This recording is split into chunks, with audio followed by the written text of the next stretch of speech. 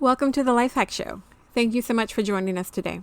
LifeHack was created to help all of us navigate this thing called adulting because we've been bamboozled to believe we should just have the process of adulting under control, when in reality, we are all just trying to make it make sense one day and one moment at a time. I always appreciate the time you choose to spend with us. Today, we're going to discuss why we fear change. If you need a definition of change, I'd encourage you to take a listen to the previous episode as I outline the definition of change. That definition serves as the basis for this discussion. As humans, we are creatures of habit and routine, and we tend to seek out familiarity and predictability. Change disrupts the status quo, and it can introduce uncertainty, which can trigger fear and anxiety in some individuals. Now, there are several reasons why people may fear change, but I'm going to list a few of them here. The first one might be loss of control, because when things change, we may feel like we have less control over the outcome or the situation, and that can be incredibly unsettling. Another could be fear of the unknown. Change often means stepping into unknown territory, which can be daunting, particularly if we are not sure how it will affect us. Another one could be comfort zones. We tend to get comfortable in our current situation, and change can disrupt that comfort zone, making us feel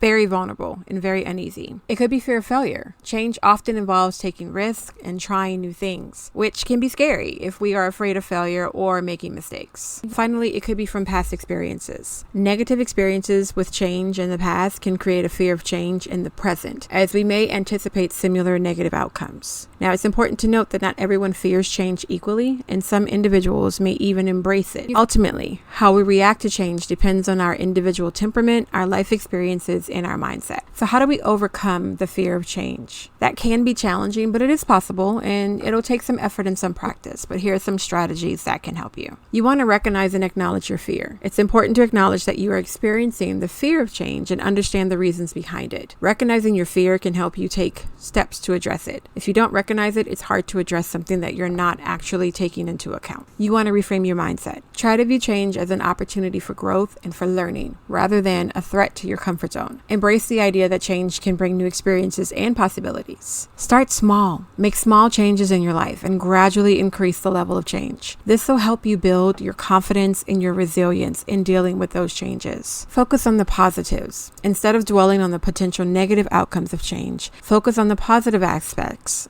and the potential benefits it may bring. It takes just as much energy to focus on the negative as it does the positive. And when you're focusing on the positive, this is not excusing any possible negative outcomes. You're just not focusing on those negatives. Practice self-care. Taking care of yourself, both physically and mentally, can help reduce anxiety, and it helps build resilience to change. This includes getting enough sleep, eating well as possible as you can, and engaging in activities that bring you joy. Notice I didn't say exercise. Notice I didn't say going to the gym. You want things that are going to bring you joy, and those things don't have to be expensive. Seek support. Talk to friends, family, or a therapist, somebody about your fears and your concerns, but it has to be somebody you can trust. Sharing your thoughts and feelings with others can help you gain perspective and support. Just note that when you are beginning to talk to somebody about your fear of change, if it's not a licensed professional and it's going to be a family or a friend, there is a certain way that you have to approach that subject. I would highly encourage you to go back to the episode where we discuss how you're going to vent and the correct way to vent to somebody who is not a licensed professional. I want you to remember that change is a natural part of life, and learning to adapt to it can be empowering and liberating. With time and effort, you can overcome your fear of change and embrace new opportunities.